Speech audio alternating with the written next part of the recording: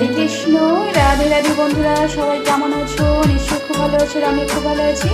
তো good morning সবাইকে।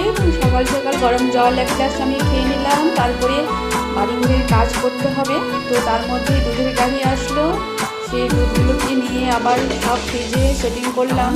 কিন্তু আমার আজকে মনটা ভালো নেই বন্ধুরা, কারণ দুদিন থেকে লাইন ভালো মতো ছিল না, তাই আমার আইসক্রিমগুলো সব নষ্ট হয়ে যাওয়ার পথে, মানে খুব খারাপ অবস্থা বলে গেছে। তার মধ্যে আবার দইও দিয়ে গেল। তো দইগুলোকে আমি ফ্রিজে এখন গুছিয়ে নেবো।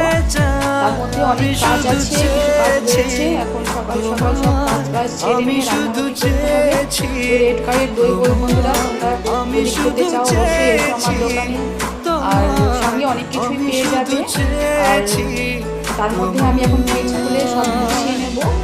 তো ফ্রিজের অবস্থা খুব খারাপ হয়ে আছে, কারণ লাইন না থাকার কারণে সব গরম হয়ে গেছে প্রোডাক্টগুলো।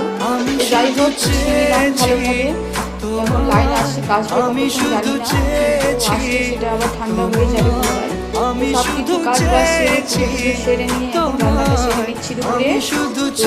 আমি অনেক কিছুই রান্না করছি, আর এখন যেটা রান্না করছি সেটা হলো পেঁপে আলুর তরকারি। তার মধ্যে ডাল চাটনি অনেক কিছুই থাকছে। যাই হোক, তার মধ্যে দুধ দিয়ে গেল, আবার দুধটাকেও আমি গরম করে নিচ্ছি। আর এর মধ্যে আবার বৃষ্টি চলে আসলো। তো বৃষ্টিতে আমি আর কী করবো, সব কাজ বাজ সেরে নিয়ে এই সুন্দর গাছটিকে আমি রাস্তার ধার থেকে কুড়িয়ে নিয়ে এসেছিলাম, তো লাগিয়ে দিয়েছিলাম টবে করে। তো দেখো কি সুন্দর হয়েছে, খুব ভালো লাগছে। ওকে আমি খুব ভালোবাসি।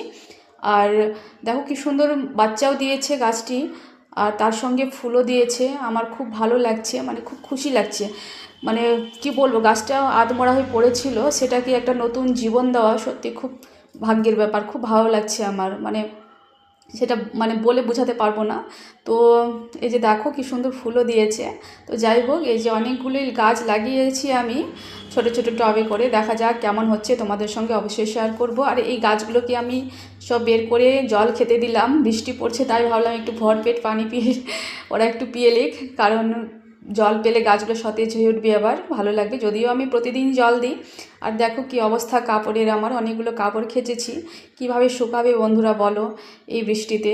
তো যাই হোক, অনেকগুলোই গাছ লাগানো হয়েছে, আর বৃষ্টিও পড়ছে, ভালো লাগছে পরিবেশটা।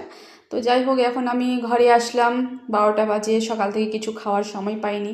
সকালে পরোটা করেছিলাম, বরকে খাইয়ে দিচ্ছি পরোটা মিষ্টি। তো এখন নিজে ভাবলাম যে অনেকটা দেরি আছে ভাত খেতে এখনও, তো একটা পরোটা খেয়ে নিই, সঙ্গে মিষ্টি নিলাম। তো জানলার ধারে দাঁড়িয়ে আছি আর ভাবছি সেই আগেকার কথা, যখন আমার বিয়ে হয়নি। সত্যি তখন খুব ভালো লাগতো। সবাইকে